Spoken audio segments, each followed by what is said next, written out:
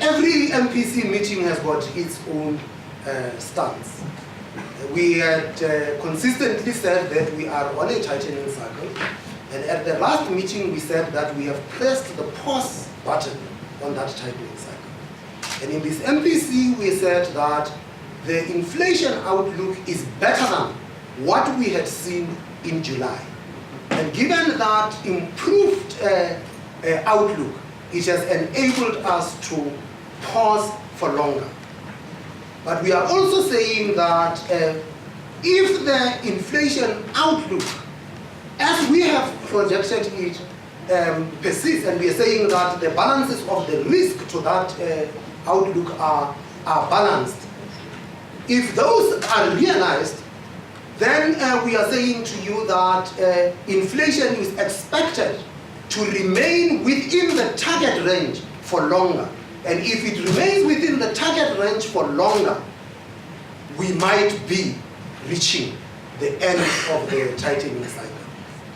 We are also highlighting though, that there are still risks to the inflation outlook, and that the positive surprises that we had seen that had driven the inflation outlook, should they change suddenly, it would then force us to revisit the assessment that we had actually given. And we take that MPC after MPC. Every MPC you have got to do that assessment. And you said, what are the factors then that you would be considering? They are exactly the same factors that we have been considering all along. What is happening with potential growth and what is the output gap? What is happening to the key drivers of inflation, whether they are oil or whether it is the exchange rate or whether it is food prices or whether it is unit labor cost.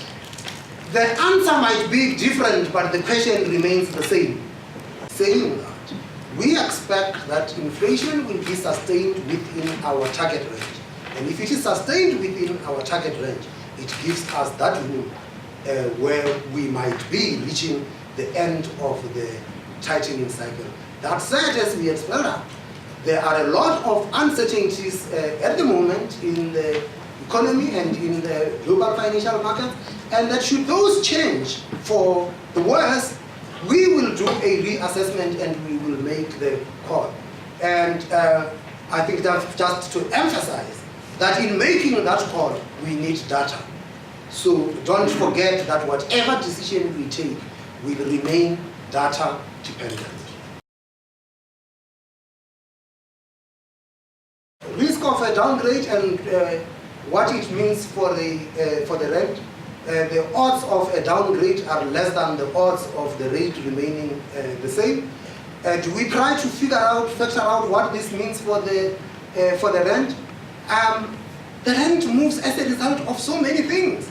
I mean, the risk of a downgrade was there when the GDP figures were released and the rent reacted positively to those GDP figures. There are so many things, changes in global risk sentiment, changes in domestic risk sentiment, movement in capital flows. There are so many moving parts that it's difficult to turn around and pick up one variable or one event and say, this is what had actually or will impact on the rent. What it simply means is that we are not moving step by step with what the Fed does.